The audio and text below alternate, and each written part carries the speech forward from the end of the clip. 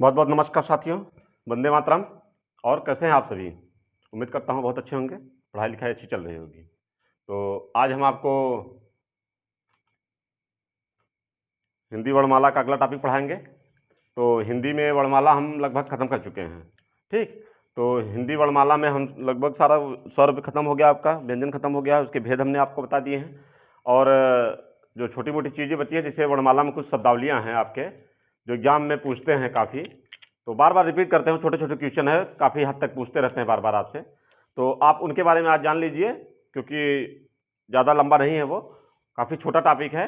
तो उनको हम आज बता देंगे एक एक करके, ताकि आप उनको अच्छे से याद कर लें, ठीक। और एग्जाम में कभी गलत ना हो, वो ऐसा बताएंगे ताकि वो एग्जाम में कभी गलत ना हो। आप उतना याद कर लीजिए, एग्जाम में वो अगर आएगा तो आपसे कभी गलत नहीं होगा, लेकिन आप उसको बीच बीच में रिवाइज करते रहिएगा, ठीक। तो पहला आप डाल लीजिए पंचमाक्षर।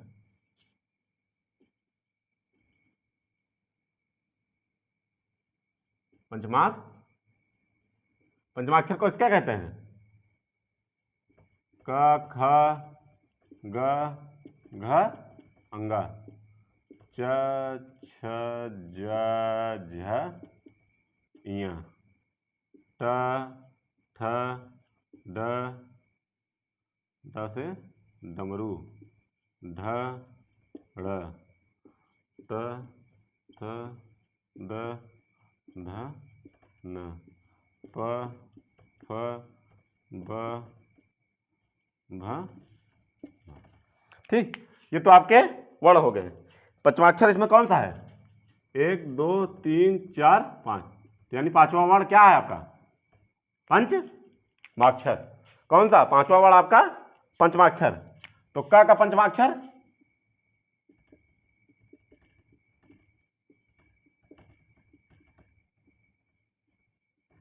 अंगा, ऐसे च का पंचमाक्षर इ, ट का पंचमाक्षर ड़, त का पंचमाक्षर न, प का पंचमाक्षर म। यानी जो शब्द होगा उसका पांचवा वर्ण क्या होगा? पंचमाक्षर। ख का पंचमाक्षर ड़, ग का पंचमाक्षर ड़, घ का पंचमाक्षर ड़, च छ ज झ चारों पंचमाक्षर इ, ट ठ ड ढ चारों का पंचमाक्षर ड़, त थ द ध इन चारों का पंचमाक्षर न, प फ ब भ इन चारों का पंचमाक्षर म, ठीक। तो आप जो समझ गए इन चारों का पंचमाक्षर ये, तो क का पंचमाक्षर ड़, ऐसे हम ख का पंचमाक्षर ड़, फिर ग का पंचमाक्षर अंगा, घ का पंचमाक्षर अंगा, इस तरह हम लिखते चले जाएंगे, ठीक। फिर इसके बाद च का पंचमाक्षर इ, छ का पंचमाक्षर इ, ज का पंचमाक्षर इ, झ का पंचमाक्षर इ, फिर ट का पंचमाक्षर ठ का पंचमाक्षर ध का पंचमाक्षर ध का पंचमाक्षर, ठीक। इस तरह से हम पूरा क्रम इसका लिख लेंगे, ठीक। तो पंचमाक्षर के एग्जाम्पल कैसे सेट करेंगे, हम कैसे जानेंगे पंचमाक्षर का प्रयोग कहाँ होता है, ठीक। तो जैसे देखो आप शब्द लिखा रहता है, एग्जाम्पल लिख लीजिए, देखिए जैसे दिनांक, दिनांक ये व्याकरणिक रूप से गलत है। अब लिखने के लिए दो, कहीं कहीं बुक में भी मिल जाता है, लेकिन ये शुद्ध रूप नहीं है, एग्जाम में ये शुद्ध रूप नहीं है। इसको कैसे लिखेंगे? दी ना क। अब देखो ना है ना, अब ना के बाद क्या है? का। तो यहां का पंचमाक्षर अंगा, का पंचमाक्षर अंगा, अंगा, और का आपका यहां हो जाएगा, तो क्या हो जाएगा? दिनांक, ठीक। ऐसे देखिए इसका एग्जांपल चा छा जा इया का, जैसे आप लिखते हैं व्यंजन, ठीक। तो व्यंजन का कैसे लिखेंगे? पहले आप पूरा लिख लेंगे व्या, अभी ना है, ना के बाद देखो क्या है? ज है, ज आपका कहां आता है इसमें? तो इसका पंचमाक्षर इया, तो ना का क्या हो जाएगा? इया, फिर आपका ज और न, क्या हो गया? ये व्यंजन, ठीक। अब इसके आपका देखा टठड़ा का, तो टठड़ा में से आप लिखते हैं दंड, दंड, सॉरी दंड ऐसे नहीं लिखा जाता, दंड, ठीक। अब द अपनी जगह है, अब ना को क्या लिखेंगे? ड है, ड हमारा किस में आता है? इसमें, इसका पंचमाक्षर ड़, तो यहां क्या लिखेंगे? आधा ड़ और फिर ड, क्या बन गया आपका? दंड। अब उसके बाद तथा ना का पंचमाक्षर देखेंगे, जैसे आप लिखते हैं संधि, ठीक, संधि, तो इसमें क्या लिखेंगे, स पूरा लिख देंगे। अब देखिए ये न है, न के बाद क्या है, ध, तो ध आपका किसमें आता है, इसमें, तो ध का पंचमाक्षर न, तो ये क्या हो जाएगा, संधि। ठीक, अब आपका बचता है ये प, तो ये क्या है, पंप।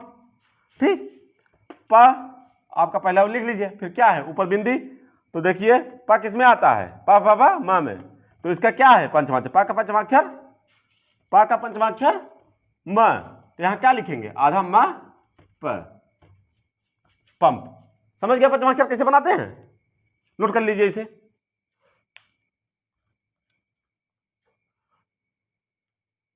अच्छा, कुछ ऐसे शब्द होते हैं जिनका पंचमाक्षर नहीं बनता, वो शब्द कौन कौन से हैं, इसको नोट कर लीजिए, बताएं। ऐसे शब्द जिनका पंचमाक्षर नहीं होता, नोट कर लिए होंगे आप सब।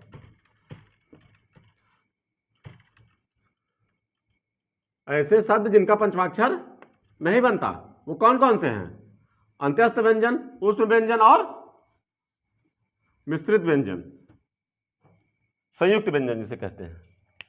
तो य, र, आप पहले लिख लीजिए, लिख लीजिए ऐसे शब्द जिनका पंचमाक्षर नहीं बनता,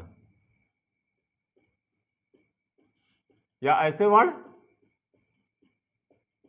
जिनका पंचमाक्षर नहीं होता।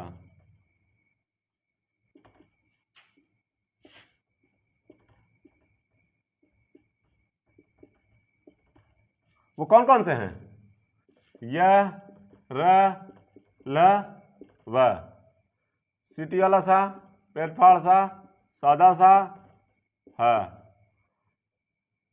छत, त्रंग, ज्ञा और स्रा, ये आपके 4 तिहाई 12, ये ऐसे वाला इनका पंचमाक्षर नहीं बनता।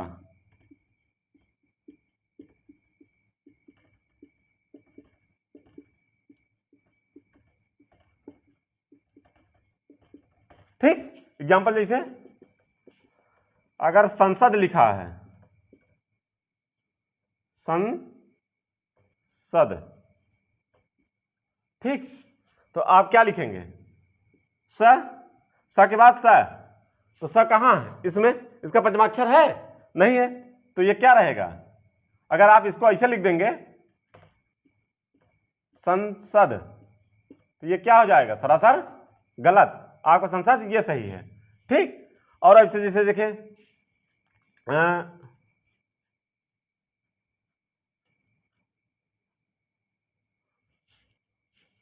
संसद और आपका स्वयंवर, स्वयंवर देखिए जैसे स्वयंवर, ठीक, तो क्या है आपका स्वयं अपनी जगह, ये क्या है म, अब स्वयंवर ऐसे थोड़ी ना लिख देंगे,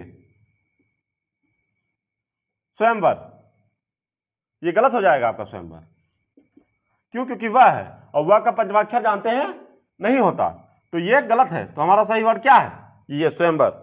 ठीक, तो ऐसे वर्ण जिनका पंचमाक्षर नहीं बनता। ठीक, नोट कर लीजिए।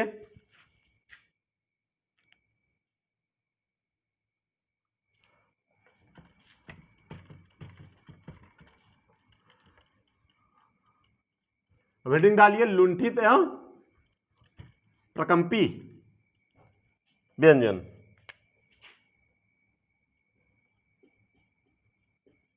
लुंठित ऑब्लिक प्रकंपी व्यंजन। लुंठित और प्रकंपी व्यंजन कौन होते हैं, आपका र, आप देखिए र करेंगे वो प्रकंप करती है र, ठीक, जिसे लगता है बार बार वही कंपन कर रही है आपकी, तो इसीलिए उसको प्रकंपित भी कहते हैं। ठीक, र। और इसके बाद पार्श्वी व्यंजन। पार्श्वी व्यंजन किसे कहते हैं, पार्श्विक, पार्श्विक व्यंजन आपका ल को हम क्या कहते हैं, पार्श्विक व्यंजन। ठीक, इसके बाद कौन सा, स्वरयंत्र मुखी,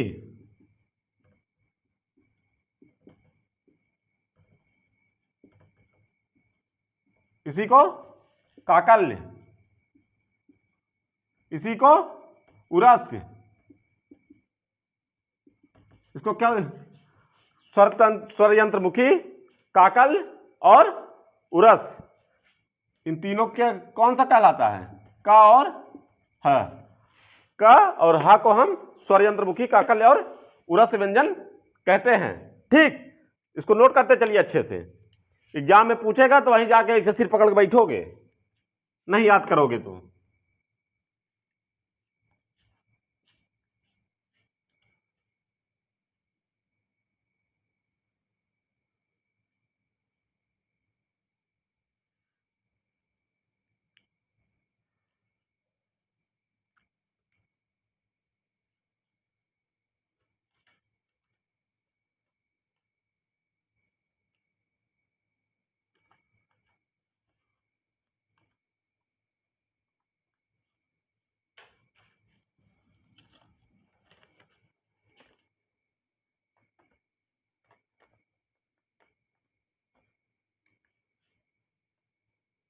ठीक, इसके बाद हेडिंग डालिए।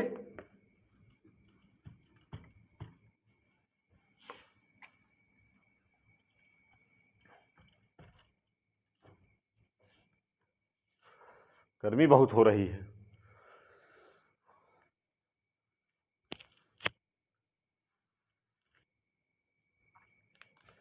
इसके बाद आप हेडिंग डालिए जिह्वा मूली वर्ण।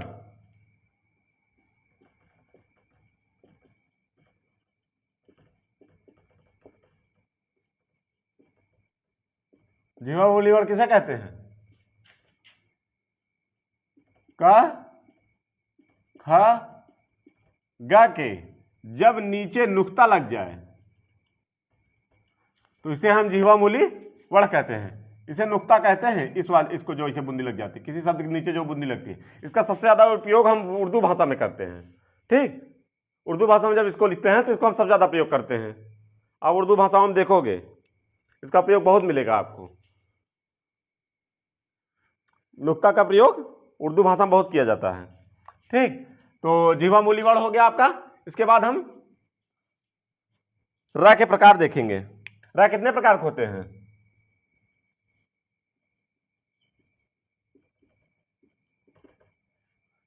र 3 प्रकार के होते हैं। एक होता है आपका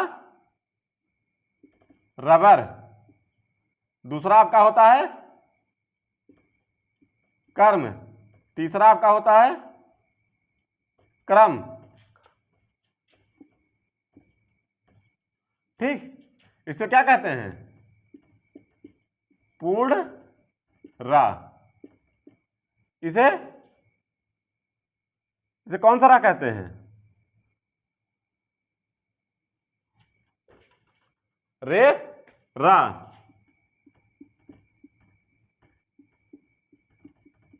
इसको पदेन रा। ठीक, इसे पूर्ण, इसे रेफ रा, इसे पदेन रा कहते हैं। पदेन रा को हम हंस या इसी को हंस या काकरा भी कहते हैं। ठीक, अरे उड़ंकुआ रा भी कहते हैं इसे।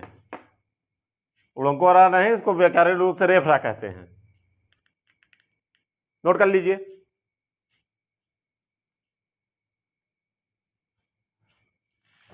एक चीज पूछ रहे हैं आप सबसे, गृह, इसमें किस रा का प्रयोग हुआ है? बताएं, इसमें किस रा का प्रयोग हुआ है? पूर्ण रा, रेफ रा या पदेन रा? किसका? इसका या इसका? इसका। इसका देख लीजिए, संधि विच्छेद कर दे रहा हूं तब बताना, नहीं समझ पा रहे हो।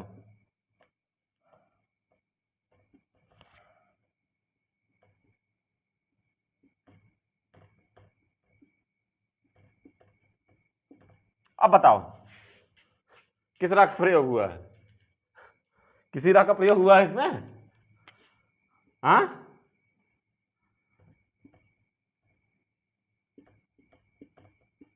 इसमें र का प्रयोग नहीं होता,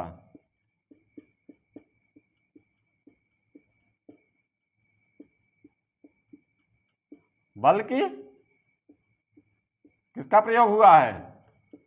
री का प्रयोग हुआ है।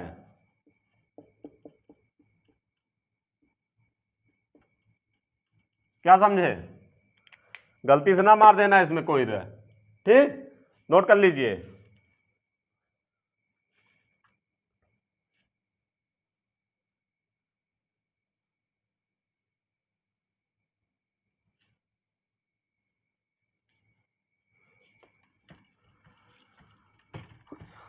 एक हेडिंग और डाल दीजिए, वर्ण और अक्षर में अंतर। कितने लोगों को पता है वर्ण और अक्षर में अंतर क्या है? हाँ, वर्ण और अक्षर में अंतर कितने लोगों को पता है?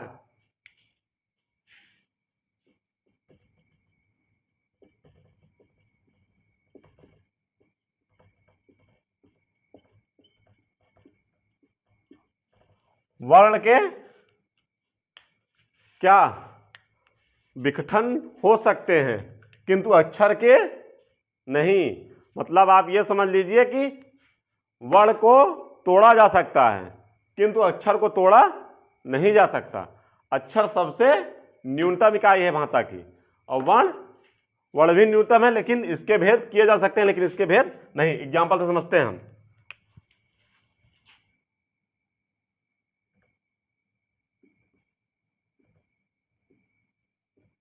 हिमालय, तो क्या ही प्लस म प्लस ल प्लस ये क्या हो गया? आपके वर्ण एक एक वर्ण अलग कर दिए। लेकिन अगर इसी हिमालय को हम क्या लिख दें? ही प्लस ई प्लस म प्लस आ प्लस ल प्लस अ प्लस य प्लस आ, तो ये क्या हो जाएगा आपका? अक्षर। इसको और तो तोड़ सकते हो क्या? इसको इससे ज्यादा तोड़ सकते हो? हा? बोलो। इसको इससे ज्यादा तोड़ा नहीं जा सकता, क्योंकि ये इसका अपने न्यूनतम है, जबकि इसको तोड़ा जा सकता है। इसलिए इसको वर्ण कहते हैं, इसे अक्षर कहते हैं। ठीक,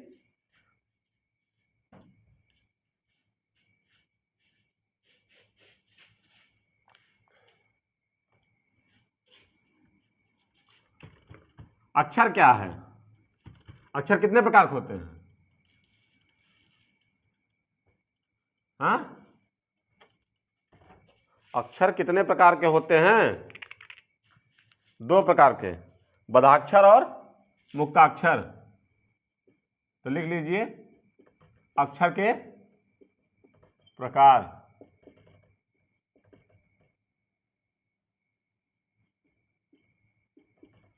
अक्षर के 2 भेद हैं।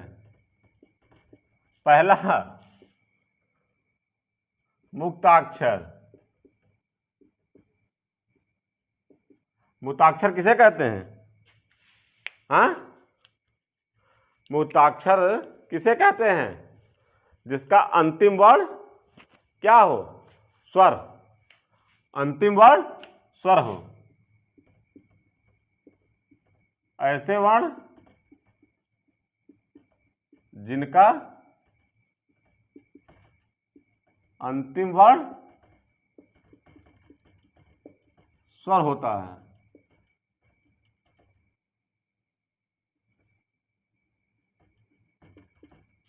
स्वर होता है, उन्हें मुक्ताक्षर कहते हैं।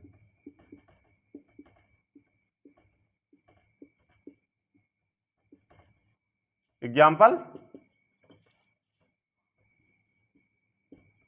अत, सत, गत। ठीक, हलन लगा है। ठीक, ओ सॉरी, ये मुक्ताक्षर नहीं, बधाक्षर होते हैं ऐसे वर्ण जिनका अंतिम वर्ण षण होता है, स्वर। जैसे नवीन,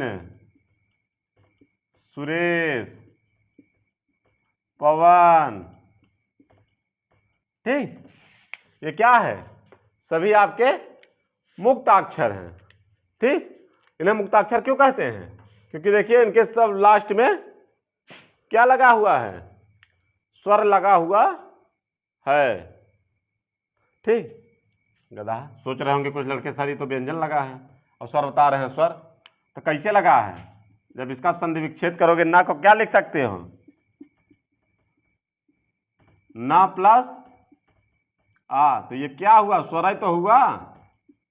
सा को क्या लिख सकते हो? सा प्लस आ, तो ये क्या हुआ? स्वर ही तो हुआ। पवन में भी ऐसे ना को क्या लिख सकते हो? ठीक, अब इसके बाद बधाक्षर। दूसरा क्या लिखेंगे? बधाक्षर।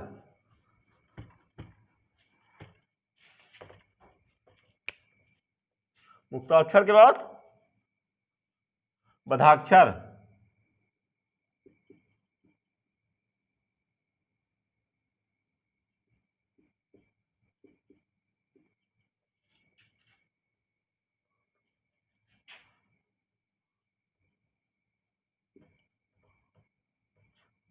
ठीक, गड़बड़ हो गया था। इसको क्या? ऐसे वर्ण जिनका अंतिम वर्ण क्या हो? व्यंजन हो।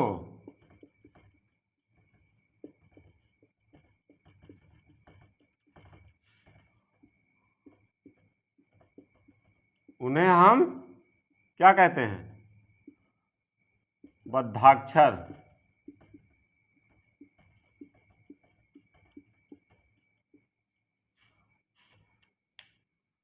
लड़के सोच रहे होंगे कि गुरुजी यहाँ क्या बताए थे? पंचमाक्षर बताए थे, तो व्यंजन ऐसे भी लिख सकते हैं। और कैसे? ये बूंदी हटा के ये भी लिखा जा सकता है। ठीक, रिपीट करते चलना, ये सब चीज़ ध्यान देते रहोगे इसे पढ़ते वक्त, तभी सब ध्यान आएगा, तभी आपका रिवाइज होगा। जो मैं लिखता चल रहा हूँ उस पर ध्यान देते चलो। ठीक, ये सही है, लेकिन अगर इसको हम लिख लेंगे पंचमाक्षर में तो ऐसे भी लिख सकते हैं। ठीक, एग्जाम्पल देखिए इसका। एग्जाम्पल क्या है? सत और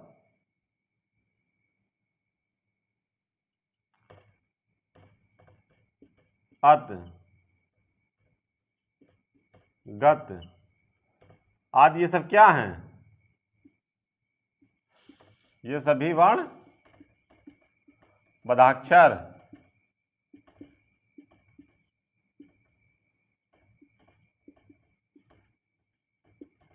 ठीक, क्योंकि इनका वर्ण क्या है? व्यंजन होता है इनका वर्ण। ठीक, तो जितने शब्दों के बारे में था उसको हमने आपको बता दिया। इनमें कौन कौन से शब्द थे, कैसे शब्द थे, कहाँ कहाँ से एग्जाम से क्वेश्चन पूछता है, कैसे पूछता है। तो कुछ जितने भी प्रमुख शब्दावलियाँ थी इनके बारे में हमने आपको मोटा मोटा बता दिया है पूरा। ठीक, और बाकी जो चीज़ें रहेंगी अब है उसे बचा नहीं कुछ इसमें। अगर आपको कुछ और डाउट है, कोई और चीज़ पूछना है तो आप वीडियो में कमेंट कर दीजिए। ठीक, बाकी आप हम इसके साथ टेलीग्राम का लिंक आपको शेयर कर देंगे और फेसबुक का लिंक आपको शेयर कर देंगे। तो आप कोई भी डाउट हो वहाँ हमें पूछ सकते हैं, वहाँ मैसेज कर सकते हैं हमें। ठीक, टेलीग्राम मैसेज कर देंगे तो उसका भी हम जवाब दे देंगे, तो आपको वहाँ से सारे डाउट क्लियर करते रहेंगे। ठीक, तो बहुत बहुत धन्यवाद आप सभी का। आप लोग पढ़ाई अच्छे से करिए, इन सबको बहुत रिवाइज करिए नोट्स बना के। ठीक, क्योंकि बगैर नोट्स बनाए आपका कुछ नहीं होगा। नोट्स बनाना बहुत ज़रूरी है आपको। तो आप पढ़ते रहिए मन लगा के अच्छे से। तो ज़्यादा समय न लेते हुए बहुत बहुत धन्यवाद आप सबका, और वीडियो को शेयर करते रहिए सभी दोस्तों के साथ, और लाइक जरूर कर दिया करिए आप लोग। ठीक, तो बहुत बहुत धन्यवाद, और सब्सक्राइब करते रहिए। बहुत बहुत धन्यवाद आपका। वंदे मातरम, जय हिंद।